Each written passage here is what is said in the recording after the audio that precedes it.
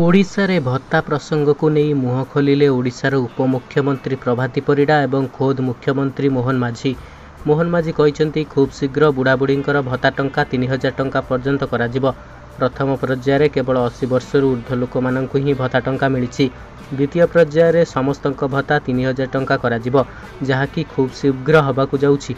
ए October शेष आड़क प्राय मुख्यमंत्री भत्ता टंका बढ़ई पारती बोली अर्थ विभाग तरफ नोटिस मुख्यमंत्री पाखक आसी। मुख्यमंत्री पाखक अर्थ विभाग आसी जे तुरंत बैठक करी बुढ़ाबुढ़ी मानकर भत्ता 3000 टंका पर्यंत वृद्धि करा जाऊ।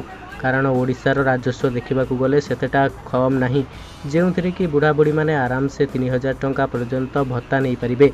एथिने बहुत संगठन एवं श्रमिक संगठन मुख्यमंत्री टार्गेट करी कहिछि तुरंत भत्ता टंका 3000 टंका समस्तक पई लागू कर।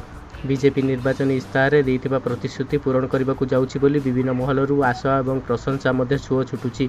तेबे मुख्यमंत्री खोद कहलेनी जे समस्तक भत्ता 3000 टंका शीघ्र कराजिब।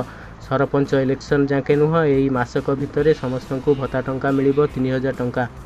तेबे एने मुख्यमंत्री खूब शीघ्र घोषणा करिपारंती बोली विभिन्न महलरू चर्चा होछि। तेबे निर्वाचन इस्ताहार समय बीजेपी इस्ताहार देइथिला जदि बीजेपी ओडिशार सरकार करे तेबे 3000 टंका भत्ता सबु बुढ़ाबुढ़ी मानक हक मिलिबो।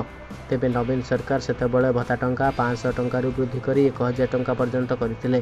तेबे बीजेपी 3000 टंकार इस्ताहार देवा परे प्रतिटी बुढ़ाबुढ़ी माने बीजेपी को भोट दे जययुक्त कराइले एवं बीजेपी जितला मध्य।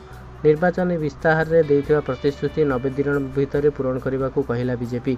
बुढ़ाबुढ़ी मानकर भत्ता टंका 3000 टंका करने परिवर्ते केवल 80 वर्षर ऊर्ध्व लोक मानक ही भत्ता घोषणा करदेला। तेबे 60 वर्षर लोक एथिपाई बहुत चिंतित थिले, कारण समस्त को भत्ता टंका 3000 टंका न मिलिले केमिति चलिबे बोली आशा और आशंकार दुखरे कालातीपत करुछंती बुढ़ाबुढ़ी।